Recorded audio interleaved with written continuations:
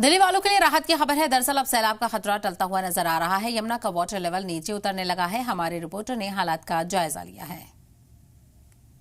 10 दिन तक दिल्ली बाढ़ की चपेट में जूझती रही, लेकिन अब गनीमत है और बहुत बड़ी राहत है कि बाढ़ का जो पानी था वो धीरे धीरे खतरे के निशान से काफ़ी नीचे आ गया है।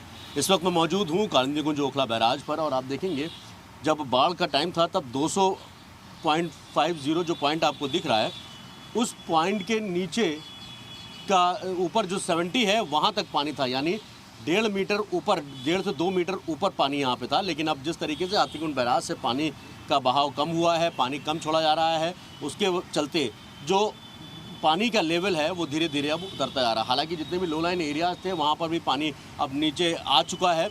खतरे की बात नहीं है, अब दिल्ली को बड़ी राहत ज़रूर मिली है। अभी भी आप देखेंगे ओखला बैराज से जो जितने भी फाटक हैं यहाँ पर यमुना के, वो सभी खुले हुए हैं ताकि जो पीछे का बैकलॉग पानी है जो घरों में या कॉलोनियों में या दूसरी निचले इलाकों में भरा था वो भी निकल जाए, उसके बाद इन फाटक को बंद किया जाएगा। हालांकि अब गनीमत इस बात की है कि दिल्ली में बाढ़ की जो स्थिति थी वो पूरी तरीके से ख़त्म हो गई है, यानी अब सब कुछ अंडर कंट्रोल है। लेकिन इस 10 दिन की बाढ़ ने दिल्ली वालों को रुलाया भी है और कह सकते हैं कि बहुत ज़्यादा तकलीफ भी पहुंचाई है।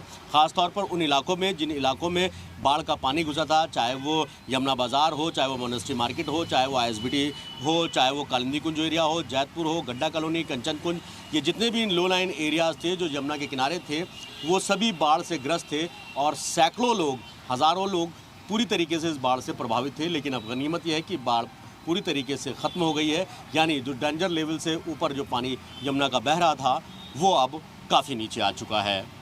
वीडियोज़ राहुल निर्वाण के साथ सैयद मुबश्शिर, सलाम टीवी, दिल्ली।